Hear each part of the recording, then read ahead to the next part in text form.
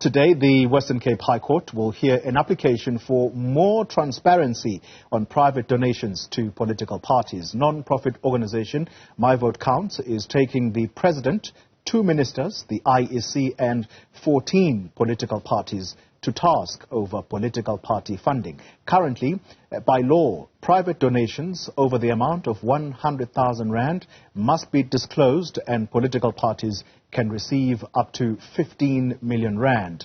Now, the NPO perceives a weakness in parties that don't disclose how these private funds are spent. Let's speak now to Erin Bates. She is our colleague on this story. Erin, good morning to you. So, MyVote Counts holds it that there is a need for more information on these private donations.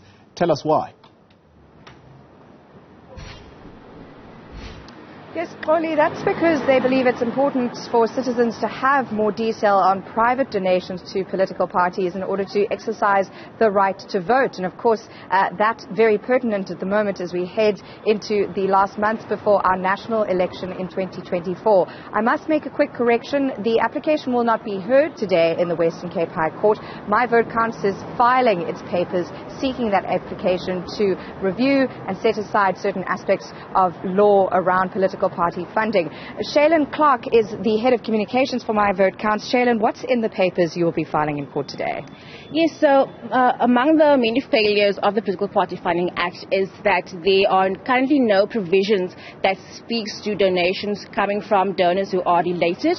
And we've seen this in the past disclosures where various members of the Oppenheimer family have made donations in their capacity, but from the Oppenheimer family, as well as there were many companies that are linked to businessman Patrice Motsepe.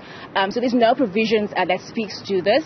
Then the 100,000 rand threshold, there's no justification as to why or how the 100,000 rand threshold, or rather that donations only above this can carry significant influence, and donations above this is only needed to make informed vote in terms of going to the elections. So these are some of the many failures that we've seen in the Act that we need to have fine-tuned to ensure that the Act is indeed effective.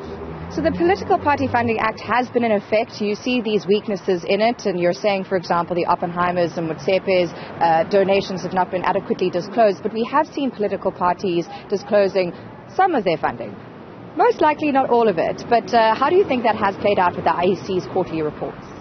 Well, I mean, again, I think before the Act was even implemented, we have said that there are various loopholes to this Act, and we know piece of legislation will be, perfect. So this is just part of that process, and this is why we are at where we are at right now. And we've seen the last 2 or so years, the Act came into effect in 2021, and we've seen some of the information, but it's just not enough. And in order to, make an informed vote, in order to strengthen transparency and accountability, and we need to ensure that we have proper laws around private funding that speaks to this, and that doesn't, cloud private funding because this does breed corruption. And you're not actually going to have the application heard today. You're filing your papers. If and when this is heard, it's not necessarily going to have bearing on 2024, or is it? Because I understand that you're looking for any effective changes to the provisions in law to have retrospective effect. Yes, one of those changes that we are looking for, we would like that to be done immediately to have effect for 2024. But yeah, in all likelihood, this probably won't be heard. Will probably just be heard just before the elections.